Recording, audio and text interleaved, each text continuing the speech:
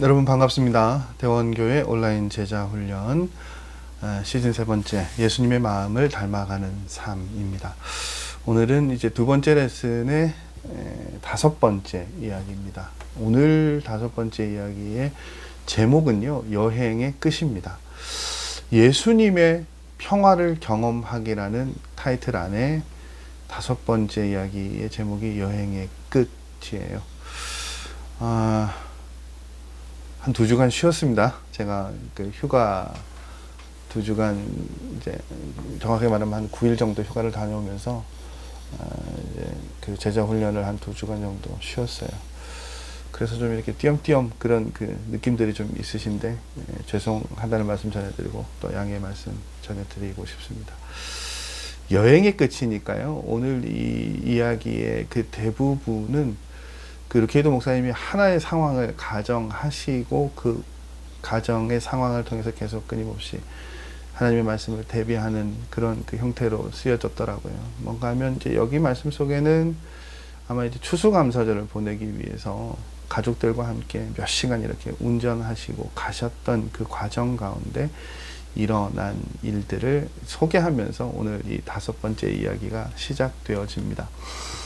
그런 표현을 쓰셨더라고요. 그 운전하는 그 시간 동안 신학교 도서관에 와 있는 듯한 느낌을 받았다라고 그렇게 이야기를 하셨습니다. 참 그 작가이긴 작가이신 것 같아요. 그러면서 아이들로 가득 찬 차에서 하루를 보내면서 하나님에 대한 많은 것을 배울 수 있었기 때문에 신학교 도서관에 와 있는 듯한 느낌을 받았다. 여기까지는 도대체 이야기가 무슨 이야기인가 짐작이 되지 않으시죠? 근데 이제 이어지는 이야기를 보니까 그것이죠. 가족들을요, 자신의 집에서 다른 그 도시로 데리고 가는 그 시간이 마치 무엇과 닮았다라는 깨달음을 얻으셨냐면 그거래요. 하나님께서 우리를 우리의 집에서 하나님의 집으로 인도하시는 것과 같다. 아마 그런 느낌을 받으셨던 것 같아요. 일단은 여러분 그것이죠.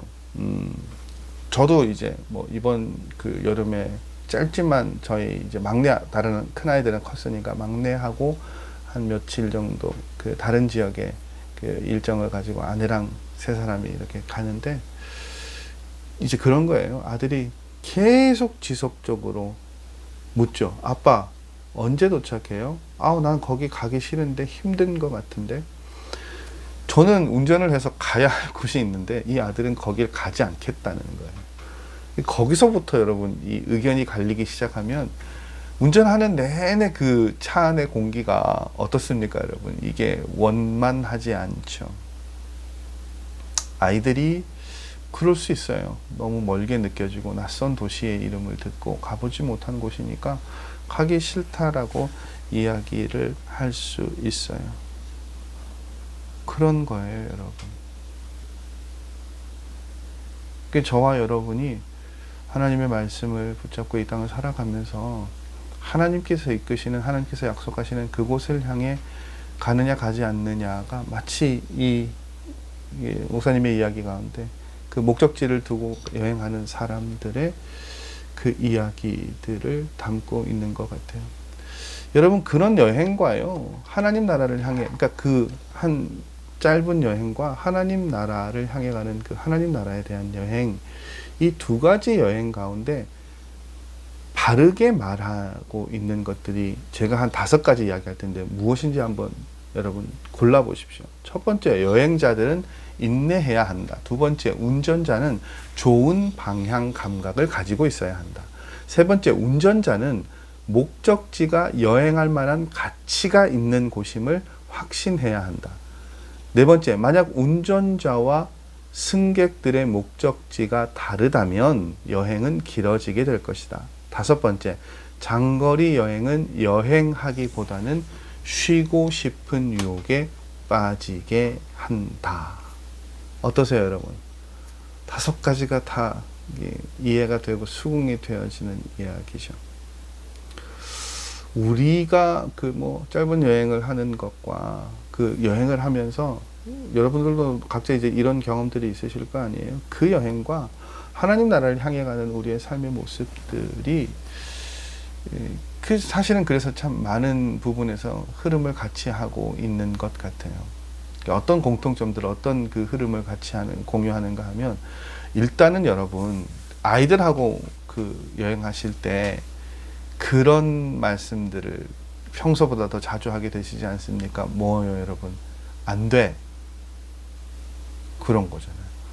한참 가고 있는데, 저희 아이가 이제 지금은 좀 뜸해졌습니다만, 그 고속도로 휴게소를 가면 꼭 그 휴게소에 있는 뽑기를 하고 싶어 해요. 그래서 막 제가 평상시에 동전 같은 게 생기면 모아뒀다가 어디 좀 장거리 여행을 고속도로 휴게소가 있는 그런 곳을 저희 아이와 함께 간다 그러면 제가 그 동전통을 꼭 챙겨가요.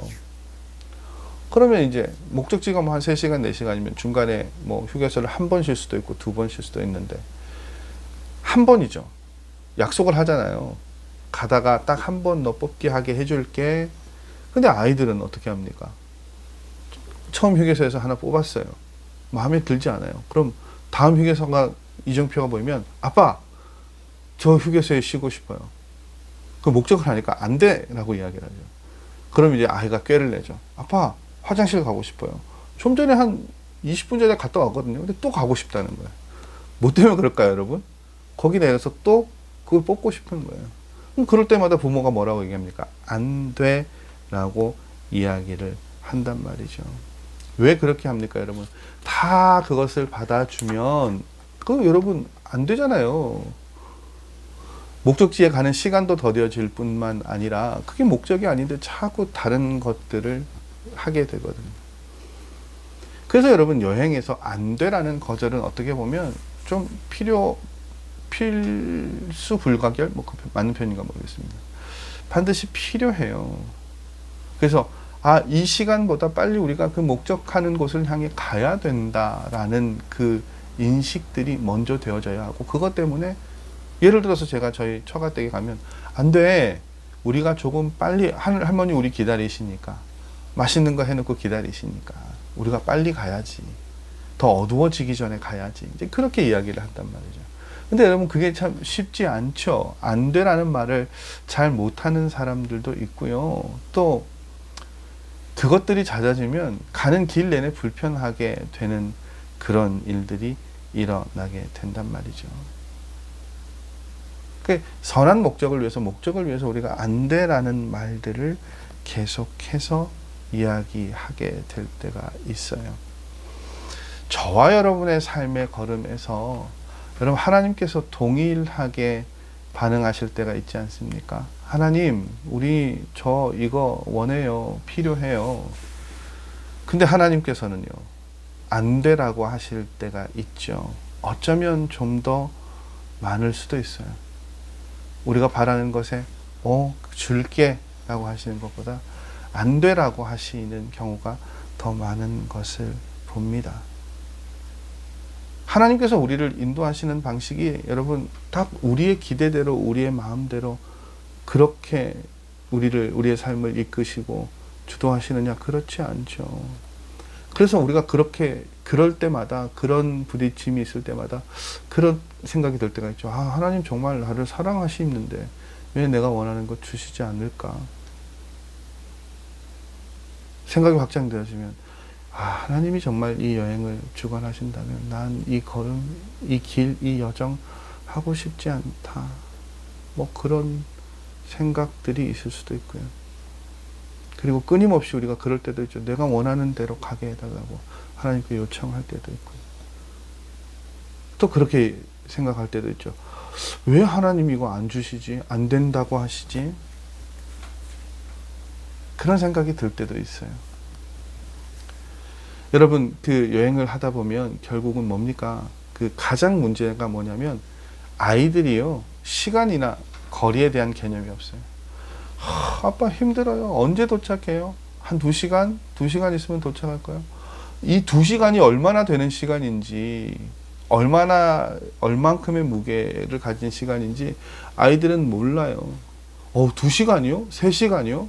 아주 어릴 때는 아이들은 2시간이 얼만큼 되는 거예요? 3시간이 얼만큼 되는 거예요? 그렇게 묻는단 말이죠. 그래서 아이들의 눈높이에 맞춰서 3시간이면 이렇고 이래. 그러면 우와, 뭐 예를 들어서 뭐 아이들이 그랬잖아요. 와, 3시간이면 무슨 유튜브를 몇 번을 볼 수 있고 뭐 몇십 번을 볼 수 있고, 오, 너무 긴데요, 너무 힘든데요, 너무 먼데요, 막 그렇게 이야기할 수 있을 거란 말이죠. 마찬가지죠, 여러분. 우리가 하나님께 바라고 원하고 질문할 때 그런 기도, 그런 질문들 있지 않습니까? 하나님 언제까지요? 저도 그런 기도 잘하거든요. 하나님 얼마나 더 해야 될까요? 우리가 그렇게 기도하죠. 하나님 얼마나 더 내가 이 병석에 누워 있어야 됩니까? 하나님, 내가 이 아내와 이 남편과 얼마나 더 참고 지내고 살아야 합니까? 하나님, 저 언제까지 이렇게 경제적으로 힘들게 살게 내버려 두실 거예요? 그런 질문들, 그런 물음들을 하나님 앞에 드릴 때가 있죠. 여러분, 하나님께서 그렇게 대답해 주시면 좋지 않겠어요? 너 1년이면 너 아내, 너 남편 평생 살아야 돼. 너 월급 지금 한 3년 뒤가 되면 막 오를 것이야. 아니면 한 5년 정도는 그대로 살아야 돼. 이렇게 말씀해 주시면 참 좋을 것 같으시죠, 여러분? 근데 현실은요, 하나님 그렇게 대답해 주십니까? 아니에요. 하나님의 그런 질문에 대한 하나님의 대답은 오히려 이것이죠. 이 땅의 삶과요, 하나님 나라의 삶을 비교하면서 말씀하고 계시죠. 결국 뭡니까? 우리가 고민하고 치열하게 다투는 모든 그 이 땅 가운데 삶이요, 하나님 나라의 삶과 비교하면 결코 뭐라는 겁니까? 길지 않다라고 말씀하고 계세요. 우리 인생은 잠깐이고 순간이라고요. 그래서 여러분, 저는 그 시편 기자의 그 고백 가운데 제일 좋아하고 즐겨 듣는 37편 말씀인가요? 그거잖아요. 악한 자들의 그 성행함에 대해서 불평하고 안쓰러워하면서 그런 표현을 할 때 다윗의 고백이 그거 있잖아요. 그들은 제가 정확하게 언어가 지금 생각이 안 나는데, 하여튼 풀처럼 쉽게 마르게 될 것이고 사그라들게 될 것이라고, 그들의 잘됨이, 그들의 융성함이 그렇게 오래되지 않을 것이라고, 그러니까 그런 것들을 보고 시기하지 말지어다 라는 그런 표현들이 있잖아요. 여러분, 하나님은 결국 그거 말씀하고 계시는 거예요. 하나님 나라를 향해 가는 걸음, 하나님 나라를 향해 가는 그 걸음들이 굉장히 길고 지루하게 느껴질 수 있습니다만, 하나님 나라에서의 삶에 비하면 그건 너무 짧은 시간이라는 거예요.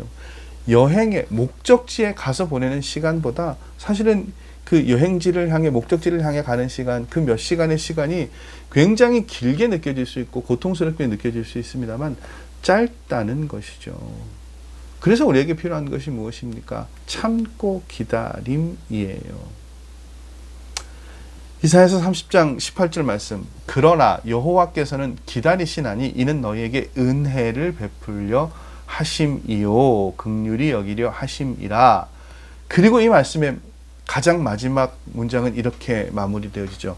무릇 그를 기다리는 자는 복이 있도다. 시편 27편 14절 말씀. 너는 여호와를 바랄지어다. 강하고 담대하며 여호와를 바랄지어다. 그리고 예레미야가 3장 26절 말씀.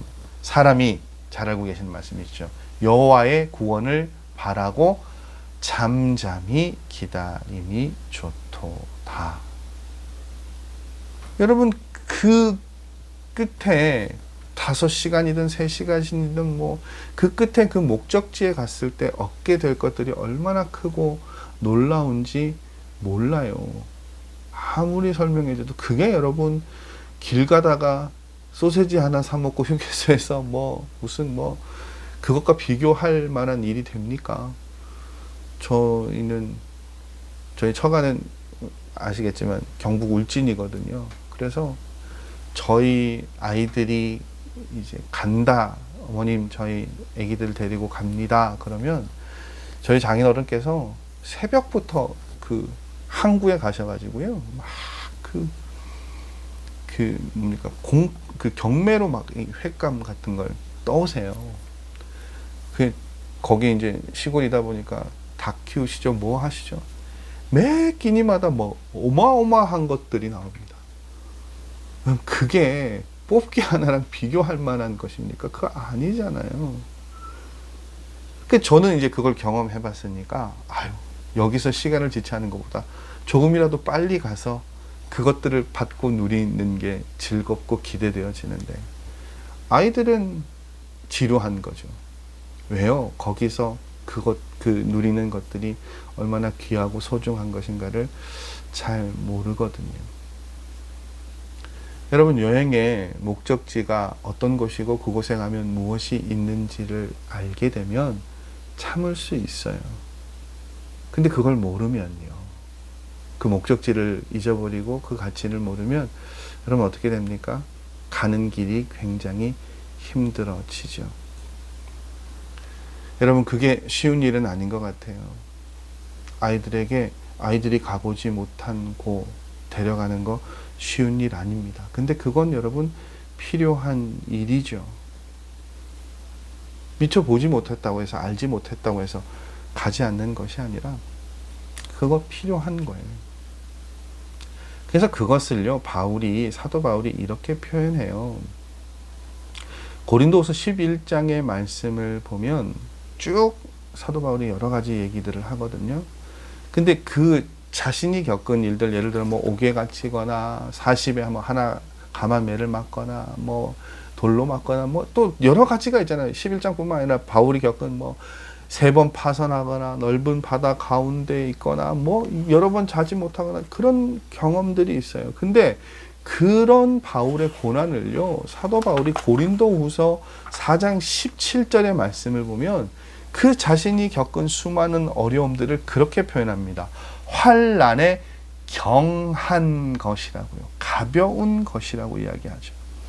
여러분, 가볍지 않잖아요, 결코. 사도 바울이 겪은 그 혹독한 고난이요. 근데 바울은 그걸 환난에 경한 것이라고 표현합니다. 왜 이렇게 표현합니까? 이어지는 말씀 보면 그거 있잖아요.